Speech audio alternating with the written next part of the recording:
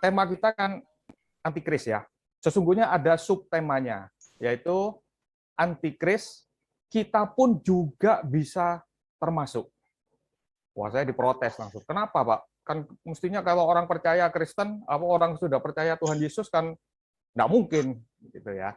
Nah, itulah sebabnya kita akan mengupas dari sisi yang diperlukan pada malam hari ini. Kalau kita mendengar antikris, itu seringkali bayangan daripada orang yang mendengar itu kepada Dajjal, kepada angka 666, kepada munculnya monster yang kepalanya banyak, misalnya, atau Cyclops yang mata satu gitu ya. Nah, itu semua sebetulnya kan ada dan dijabarkan di dalam kitab Wahyu. Dan kita tahu bahwa kitab Wahyu ini adalah kitab yang belum tergenapi. Kitab yang masih akan datang, yang masih akan dibuktikan. Ya, seperti itu. Makanya kalau sesuatu yang masih akan dibuktikan, maka akan timbul tafsir-tafsir. Akan timbul pendapat-pendapat mengenai apa yang ditulis di sana. Kemudian ada ditafsirkan, waduh, kalau ada gambar mata satu, mata Horus, antikris. Piramida terpancung, antikris. Sampai dolar Amerika katanya antikris. Ya nggak apa-apa, kalau nggak mau kasih saja ke saya dolar Amerika. Ya. Nah, kalau kita tahu bahwa itu adalah tafsir, maka kita harus mengerti latar belakang daripada penulis. Kitab Wahyu itu ditulis oleh Yohanes. Dan kita tahu bahwa Yohanes itu bukan seorang yang pandai dalam menuliskan deskripsi. Ya, Yohanes ini bukan orang yang pinter, yang fasih di dalam menuliskan deskripsi, pemaparan-pemaparan. Itu enggak.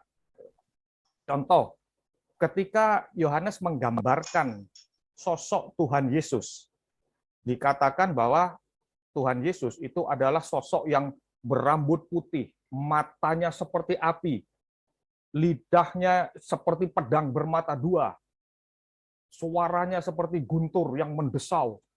Wih, kalau kita mencoba membayangkan, ngeri loh sosok ini. Saya pernah lihat ada orang yang mencoba melukiskannya ya, dan lukisannya itu serem, makanya tidak pernah dipakai. Nah, tapi kita harus tahu bahwa yang mau digambarkan oleh Yohanes sebetulnya adalah bahwa sosok Tuhan Yesus itu sosok yang dahsyat.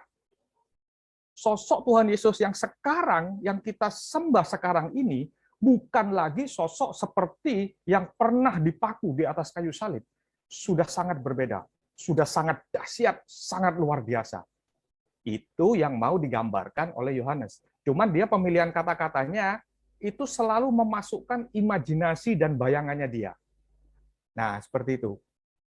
Bahkan pada waktu dia menuliskan Injil Yohanes, dia juga selalu mengatakan bahwa murid yang dikasihinya, murid yang paling dicintai Tuhan. Nah, kalau kita tidak kenal siapa Yohanes, kita bisa mengambil suatu kesimpulan yang keliru bahwa murid yang lain tidak dikasihi. Cuman Tuhan Yesus pilih kasih. Nah, maksud saya di sini adalah kita harus mengerti latar belakang daripada penulis kitab Wahyu. Jadi kita jangan mengambil secara harafiah apa yang dikatakan oleh Yohanes di dalam kitab Wahyu. Jadinya kita takut dengan huruf 6, dengan angka 6 misalnya. Kalau ada dapat angka 1666, waduh takut, nggak berani. Jangan seperti itu. Ingat bahwa Yohanes itu cuma menggambarkan, dan dia bukan seorang deskriptor. Beda dengan Lukas misalnya, seorang yang akademisinya sangat tinggi, dia bisa memaparkan dengan jelas. Ya. Nah, lalu untuk antikris ini, puji Tuhan, Yohanes yang ya memang yang menulis cuma Yohanes ya. Dia juga mengatakan suatu hal yang sangat penting yang akan menjadi bahasan kita sekarang ini, justru terdapat di dalam suratnya, surat Yohanes ya. Saya akan bacakan 1 Yohanes 2 ayat 18, dia mengatakan seperti ini. 1 Yohanes 2 ayat 18. Anak-anakku, waktu ini adalah waktu yang terakhir. Dan seperti yang telah kamu dengar, seorang antikristus akan datang. Sekarang telah bangkit banyak antikristus. Itulah tandanya bahwa waktu ini benar-benar adalah waktu yang terakhir. Nah, kalimat ini menarik. Yohanes mengatakan seorang antikristus akan datang. Inilah yang dia gambarkan di dalam penggambarannya di kitab Wahyu. Tetapi sekarang telah bangkit banyak antikristus. Jadi ketika Yohanes menuliskan ini, itu sekarangnya Yohanes itu lebih dari 2000 tahun yang lalu ya. Itu sudah ada, sudah bangkit. Di 1 Yohanes 4 ayat 3 dikatakan bahwa ia datang dan ia sedang bersama-sama dengan kita. Ini yang sebetulnya lebih penting. Jadi, antikris sudah ada sekarang. Antikris itu ada bersama dengan kita. Yang perlu kita fokus, yang perlu kita tanggapi dengan serius adalah antikris yang sekarang ini. Yang akan datang nanti, toh kita tidak ikut. Kita tidak ikut, semua kita rapture duluan baru itu terjadi. Tetapi yang yang di belakangnya ini sudah bangkit, sudah ada bersama dengan kita, ini yang perlu kita waspadai. Ya, nah sekarang kita masuk sedikit tentang pengertian daripada antikristus. Yang namanya anti berarti itu tidak sejalan, melawan, sesuatu yang melawan. Antibiotik, lawannya probiotik.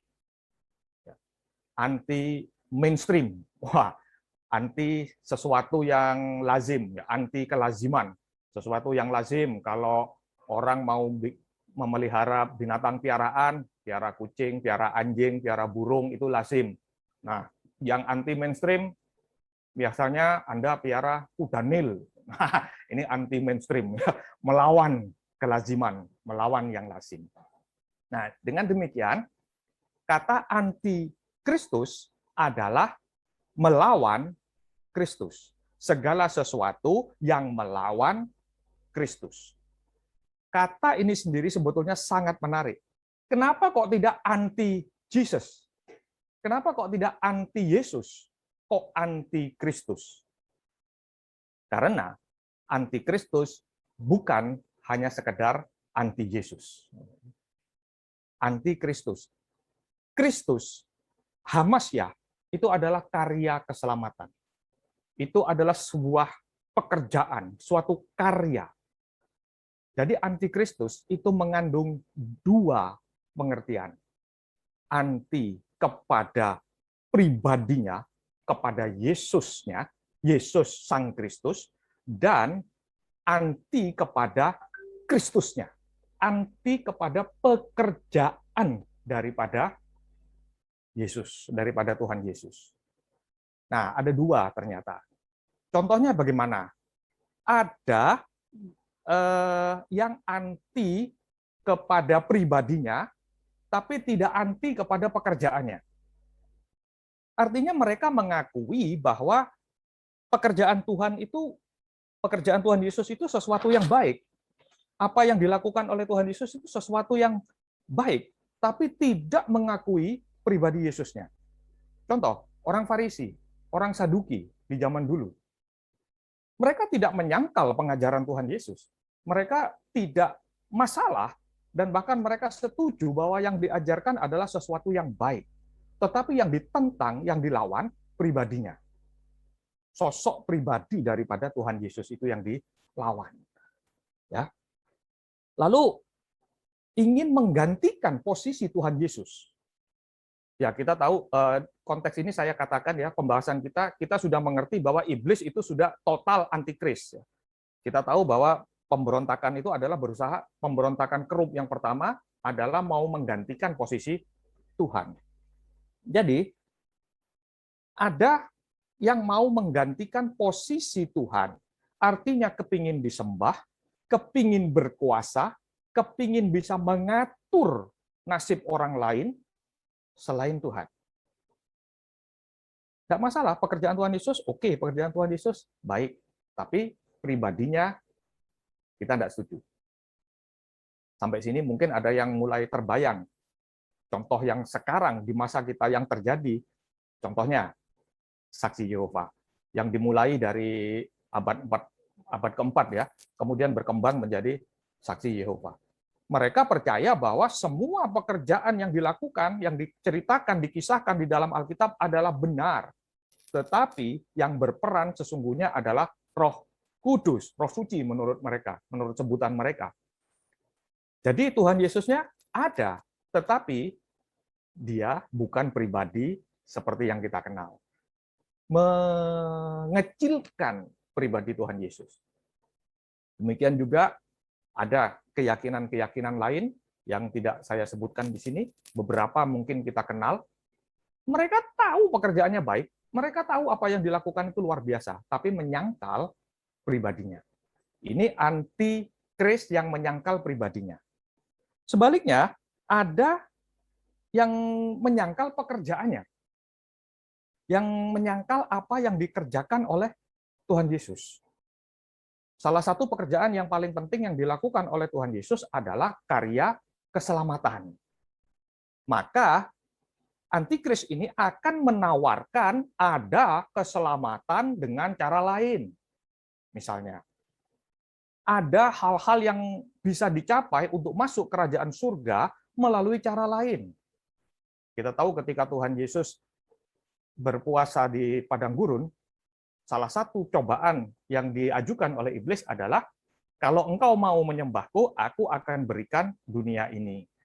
Nah, menyembah aku, menggantikan posisi Tuhan, dan ada cara untuk memperoleh kebahagiaan, memperoleh segala sesuatu yang indah di dunia ini dengan cara yang lain. Jadi, menawarkan cara lain. Kemudian, juga bisa memelintir, merubah ayat-ayat di dalam Alkitab yang digunakan untuk justru melawan atau melemahkan karya keselamatan ini. Nah, Tuhannya, mereka mengakui. Iblis itu mengakui bahwa Tuhan Yesus adalah Tuhan, Anak Allah yang Maha Kuasa. Kalau kita baca di Alkitab, beberapa kali perjumpaan Tuhan Yesus dan iblis, iblis selalu mengakui, apa urusanmu, Anak Allah? Tapi iblis berusaha terus menggagalkan Kristus, menggagalkan karya keselamatan daripada Tuhan. Nah, sekarang Bapak Ibu, poin berikutnya yang perlu kita bahas adalah berarti di dalam kondisi seperti ini bisa terbawa di dalam kehidupan kita. Kita sekarang bisa terjebak di dalam antikris yang model kedua ini. Ya, banyak di antara kita yang mungkin tidak sadar bahwa kita bisa menjadi seorang antikris. Kenapa? Karena kita berpikir bahwa antikris itu nanti, waktu munculnya Dajjal tersebut, waktu munculnya 666 dan lain sebagainya, munculnya sosok yang akan datang. Tetapi sekarang sebetulnya kita bisa. Coba, kita bisa menyangkal pribadi Tuhan Yesus atau posisi ketuhanan Tuhan Yesus, juga kita bisa menghambat pekerjaan Tuhan. Contoh, ketika kita contoh yang contoh yang menggantikan posisi Tuhan Yesus. Ada saat-saat di mana kita ini merasa bahwa kita ini punya power yang begitu besar. Sehingga kita merasa kita tidak perlu Tuhan. Kita merasa aman dengan posisi kita. Mungkin karena kita punya saldo 11 triliun ya, seperti yang barusan ramai di media sosial itu ya. Kalau di bank kita punya uang 11 triliun, kemudian kita punya koneksi yang luar biasa, kita bisa merasa tidak membutuhkan Tuhan. Kita merasa bahwa kita bisa melakukan segala sesuatu. Kemudian kita playing God. Kita memainkan peran di mana kita mengatur nasib orang-orang yang bisa kita atur. Yang bisa kita ubah seturut dengan kemauan kita. Nah, Ibu, ini bahaya. Jadi, ada hal-hal yang mana yang secara tidak sadar kita bisa menjadi antikristus dengan kondisi kita yang percaya. Justru antikristus itu adalah terjadi kepada orang yang sudah mengenal Yesus Kristus. Ya, tidak mungkin kan orang yang tidak kenal menjadi anti, tidak mungkin. Tetapi kitalah yang sudah kenal Tuhan Yesus, yang sudah tahu karya keselamatan, tetapi kita justru melawan. Tahu menghambat, tahu hal-hal yang menghambat karya Tuhan, tetapi tetap dilakukan. Ingat, karya keselamatan adalah karya Tuhan. Kita tahu bahwa karya Tuhan itu harus bekerja di dalam hidup kita. Dan kita tahu ada hal-hal yang menghambat. Contoh yang gampang. Saya punya prinsip, misalnya. Kalau ada orang yang menyakiti saya, tak ampuni 1 kali. 2 kali nyakiti, tak ampuni. 3 kali nyakiti, jangan harap. Kalau dia sudah 3 kali menyakiti saya, seumur hidup saya tidak mau kenal dia lagi. Saya tidak membalas, tapi seumur hidup saya tidak mau mengenal dia lagi. Prinsip. Ketika ditanya apakah tahu bahwa hal itu tidak sejalan dengan ajaran Tuhan Yesus? Ya mungkin, tapi ini prinsip. Sudah tahu, tetap dilakukan. Ya, contoh yang lain. Kita seringkali tidak percaya bahwa Tuhan Yesus sanggup menyembuhkan salah satu penyakit. Jadi mungkin pernah disembuhkan dari sakit-sakit yang ringan atau sakit-sakit yang tidak terlalu berat. Tapi ketika menghadapi sesuatu yang agak berat, sesuatu yang pandemik seperti sekarang misalnya, kemudian kita mulai merasa bahwa, kalau yang ini kayaknya Tuhan tidak bisa. Kalau yang ini kayaknya tidak mampu ini Tuhan. Mungkin kita tidak sadar bahwa hal-hal seperti ini adalah melawan karya Kristus.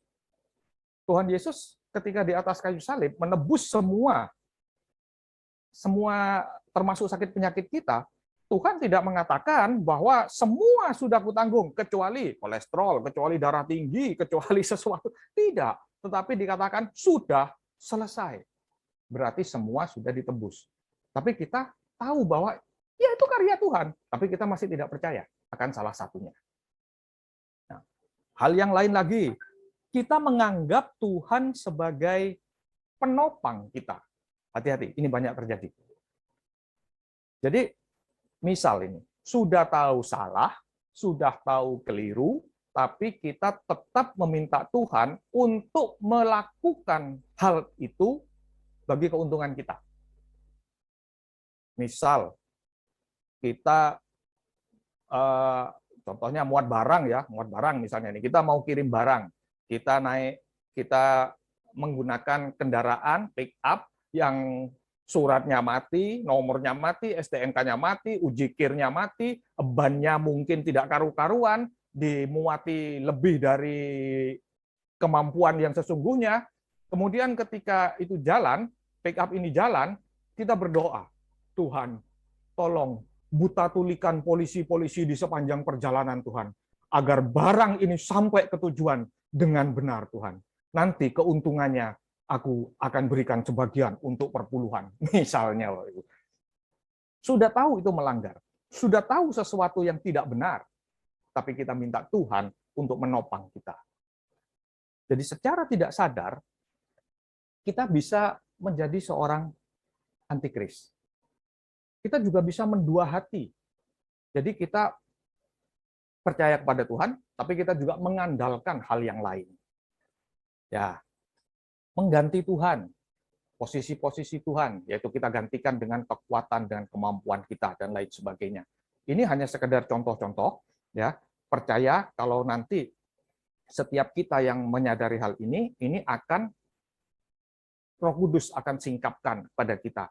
Karena inilah tugas kita, supaya kita tidak ikut melawan antikris yang akan datang itu. Karena kan kalau kita lulus ujian sekarang ini, kalau kita berhasil di dalam kondisi keadaan kita saat ini, kita akan rapture. Kita akan ikut rapture dan kita tidak ikut penderitaan besar, di mana iblis yang terkuat itu dilepaskan dari Tartarus di masa setelah rapture. Tapi kita tidak ikut. Bagaimana kita tidak ikut kalau sekarang ini kita juga tidak menjadi antikris? Kalau kita sekarang bisa berjalan menghidupi kehidupan kita sesuai dengan apa yang Tuhan mau. Jadi tujuan daripada seminar atau tujuan daripada pembahasan malam hari ini adalah mari kita berfokus kepada apa yang kita hadapi sekarang. Apa yang saat ini harus kita hadapi dan harus kita menangkan. Bagaimana caranya? Pertama tentu kita mengetahui. Dengan pembahasan singkat malam hari ini, kita mengetahui posisi kita. Kita tahu bahwa kita ini yang berpotensi menjadi antikris, bukan orang lain. Dengan begitu kita bisa melawan dengan benar. Kata Paulus, agar kita tidak seperti petinju yang memukul sembarangan. Kita tahu bahwa kita perlu sesuatu dari Roh Kudus untuk supaya kita tidak jatuh di dalam kelompok antikristus ini. Setelah kita tahu, ini menjaga kerendahan hati kita, bahwa ternyata kita mudah tergelincir, bahwa kita bisa terjebak dan masuk ke dalam posisi antikris. Minta Roh Kudus untuk menguatkan kita, minta Roh Kudus untuk mengingatkan kita, agar setiap kali kita hampir tergelincir, kita bisa kembali. Jaga kerendahan hati kita ini. Ya. Nah, pembahasan ini sampai di sini. Oh ya, sebelum kita masuk ke tanya jawab, sebelum dikembalikan ke Pak Bambang, sedikit tentang 666 ya, karena ini kan sesuatu yang paling tren gitu ya kalau membicarakan antikris. Saya pernah dalam satu forum ditanya oleh seseorang ya, apa arti 666 bagi Bapak? Saya katakan 666 bagi saya angka biasa. Angka 6 adalah angka biasa. Lalu maknanya, Pak? Oh, kalau maknanya, karena ini berhubungan dengan antikris, sebetulnya 666 itu adalah tanda yang berhubungan dengan Kaisar Nero, kalau saya tidak salah. Tapi saya tidak terlalu ingat ya detailnya. Jadi, sebetulnya bukan tanda yang akan dicap di dahi kita 666 gitu, tidak. Dan 666 itu menggambarkan manusia. Angka 6 itu menggambarkan manusia. Karena Alkitab selalu menggambarkan kesempurnaan itu dengan angka 7, bilangan prima yang terbesar. Nah, ciptaan yang sempurna yang ada di bumi, di bawah Tuhan, itu adalah manusia. 6, itu manusia. Jadi 666 itu maknanya adalah segala sesuatu yang berhubungan dengan manusia. 666 3 kali, tubuh, jiwa, dan roh kita berpaut kepada segala sesuatu yang manusiawi. Angka 666 ini, 666 ini pertama kali muncul itu di Raja-Raja. Itu jumlah emas yang diterima oleh Salomo. Itu adalah 666 talenta dalam 1 tahun. Itu jumlah yang banyak sekali. Nah, jadi 666 itu berdasarkan dengan satu raja-raja itu sebetulnya adalah kekuatan, kemampuan, karya, harta, dan lain-lain yang dari manusia.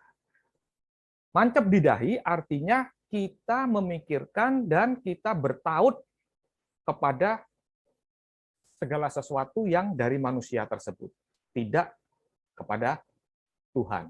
Itu maksudnya. Makanya kita bisa menjadi antikris, kita bisa menjadi orang yang melawan posisi Tuhan dan melawan pekerjaan Tuhan. Ya, jadi bukan angka yang dicap di sini itu, menurut pendapat saya kok tidak seperti itu. Mengingat apa? Mengingat penulisnya, juga mengingat makna daripada huruf 6, angka 666 itu sendiri.